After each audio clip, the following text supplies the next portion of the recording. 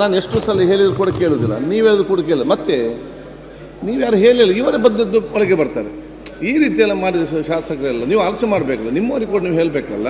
ಸರಿ, ಈಗ ನಾವೆಲ್ಲ ಇದ್ದಾಗ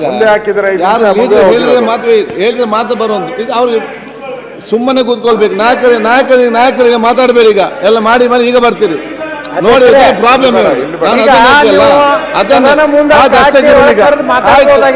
ಆಯ್ತಪ್ಪ, ನೀವು ಮಾಡಿದ್ರೆ ಸರಿ, ಆಯ್ತು ನೀವು ಮಾಡಿದ್ರೆ ಸರಿ, ನಾವು ಮಾಡಿದ್ರೆ ಆಯ್ತು, ನಾನು ಮಾತಾಡ್ಲಿಕ್ಕಿಲ್ಲ. ಮಾತಾಡ್ಲಿ, ನಿಮ್ಗೆ ಬಾಗಿ ಬಂದಾಗಲಿ ಮಾತಾಡ್ಬಹುದು, ಎದ್ದು ಮಾತಾಡ್ಬಹುದು. ನಾವು ಕೂತ್ಕೊಳ್ಳಿಕ್ಕೆ ಆಗುದಿಲ್ಲ, ಎದ್ದು ನೀವೇ ಬರ್ತೀರಿ. ಅಧ್ಯಕ್ಷರೇ, ನಾವು ಈಗ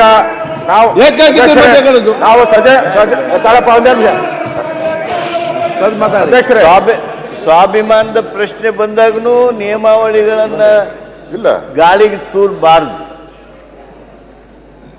ಅದು ನಿಮ್ಮ ಜಿಲ್ಲೆಯ ಬಗ್ಗೆ ಮಾತಾಡ್ಕೊತಿದ್ರೆ ನಾವು ಸುಮ್ಮನೆ ಇರ್ತೀವಿ. ಆದ್ರೆ ಅದನ್ನ ಒಂದು ಕರಾವಳಿ ಮಾತಾಡಿದ್ರು ಅವರು ಎತ್ತಿ ಹಿಡ್ಕೊಂಡು ಹಾಗಾಗಿದೆ ಅಂತ ಹೇಳ್ತಕ್ಕಂಥದ್ದು ಸರಿಯಾದಲ್ಲ. ಇರ್ಲಿ, ಅದ ಈಗ ನೀವು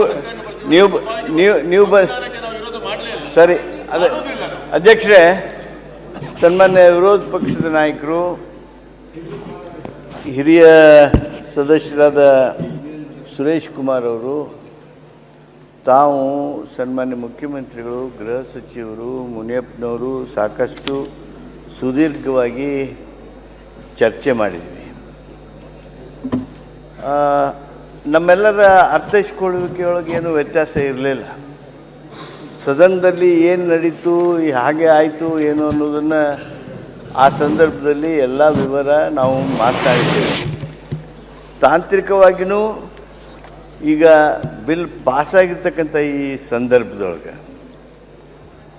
ಏನು ಮಾಡ್ಬೋದು ಚರ್ಚೆಗಾಗಿ ಅಂಥೇಳಿ ಮಾನ್ಯ ವಿರೋಧ ಪಕ್ಷದ ನಾಯಕರು ಹೇಳಿದ್ರು. ಏನು ನಮ್ಮ ಬಿಲ್ ಪಾಸ್ ಆದರೆ, ಕಾನೂನಾದರೆ, ಯಾವುದೇ ಗಳಿಗೆಯೊಳಗೆ ಮತ್ತೆ ನೀವು ಅಮೆಂಡ್ಮೆಂಟ್ ಮೂಲಕ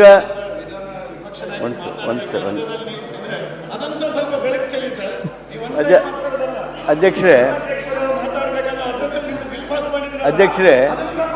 ಅರ್ಧ ಇವ್ರು ನಿಲ್ಲಿಸಿದ್ದು ಇವರ ಸದಸ್ಯರೇ, ಇವರು ಅಡ್ಡಿಪಡಿಸಿದ ಅವರಿಗೆ, ಇವರ ಸದಸ್ಯ ಇವರು ಅಡ್ಡಿಪಡಿಸುದು. ನಾವು ಅಧ್ಯಕ್ಷರೇ, ಹಿರಿಯ ಸಚಿವರು ಮಾತಾಡ್ತಾರೆ,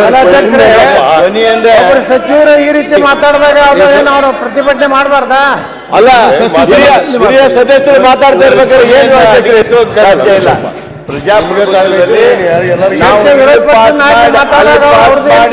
ಸಹಿತ ನಾವು ಇದಕ್ಕೆ ಮತ್ತೇನಾದರೂ ಹೆಚ್ಚು ಕಡಿಮೆ ಆಗಿದ್ರೆ, ಈಗೇನು ಸನ್ಮಾನ್ಯ ವಿರೋಧ ಪಕ್ಷದ ನಾಯಕರು ಬಹುತೇಕ ತಮ್ಮ ಭಾಷಣದಲ್ಲಿ ಕೊಟ್ಟಿರ್ತಕ್ಕಂಥ ಸಲಹೆಗಳನ್ನು ಸಹಿತ ಸನ್ಮಾನ್ಯ ಗೃಹ ಸಚಿವರು ಟಿಪ್ಪಣಿ ಮಾಡ್ಕೊಂಡಿದ್ದಾರೆ, ಅವನ್ನ ಗಮನದಲ್ಲಿ ಇಟ್ಕೊಳ್ತಾರೆ.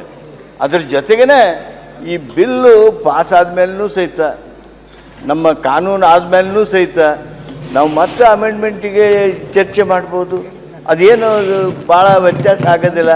ಆದ್ದರಿಂದ ನಾನು ತಮ್ಮಲ್ಲಿ ಅರಿಕೆ ಮಾಡ್ಕೊಳ್ತೇನೆ ಅಧ್ಯಕ್ಷರೇ, ತಾಂತ್ರಿಕವಾಗಿ ಹಾಗೂ ಕಾನೂನಾತ್ಮಕವಾಗಿ ಶಾಸನಬದ್ಧವಾಗಿ ಈ ಬಿಲ್ಲು ಈ ಸದನದಲ್ಲಿ ಪಾಸಾಗಿರುವಂಥ ಈ ಕಾರಣದಿಂದ ನಾವು ಇದನ್ನು ಇಲ್ಲಿಗೆ ಈ ವಿಷಯವನ್ನು ಮುಗಿಸಿ, ಇನ್ನು ಮುಂದೆ ವಿರೋಧ ಪಕ್ಷದ ನಾಯಕರು ಮಾತಾಡೋ ಮುಂದಿರಲಿ ಅಥವಾ ಮುಖ್ಯಮಂತ್ರಿಗಳು ಮಾತನಾಡುವಂಥ ಸಂದರ್ಭ ಇರಲಿ, ಯಾರು ಅಡಚಣೆ ಅಡ್ಡ ಆಗೋದು ಅಥವಾ ಕೂಗೋದು ಇದು ಮಾಡಿದ ಹಾಗೆ ಈ ಸದನದಲ್ಲಿ ಒಂದು ಸರಿಯಾದ ಶಿಸ್ತು ಅನುಕರಣೀಯ ಆಗಬೇಕು.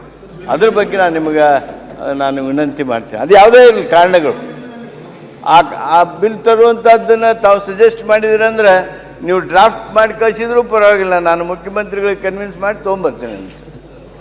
Thank you sir. ಈಗ ಒಂದು ಪ್ರಕಟಣೆ. ವಿಧಾನ ಪರಿಷತ್ತಿನ ಮಾನ್ಯ ಸಭಾಪತಿಯವರಿಂದ ಬಂದಿರುವ ಸಂದೇಶದಲ್ಲಿ ಕರ್ನಾಟಕ ವಿಧಾನ ಪರಿಷತ್ತಿನ ಕಾರ್ಯವಿಧಾನ ಹಾಗೂ ನಡವಳಿಕೆ ನಿಯಮ 118ರ ಮೇರೆಗೆ ಈ ಕೆಳಗಂಡ ವಿಧೇಯಕಗಳನ್ನು ದಿನಾಂಕ 17/12/2025 ಯಾವುದೇ ತಿದ್ದುಪಡಿ ಇಲ್ಲದೆ ಅಂಗೀಕರಿಸಲಾಗಿದೆ ಎಂದು ತಿಳಿಸಿರುತ್ತಾರೆ.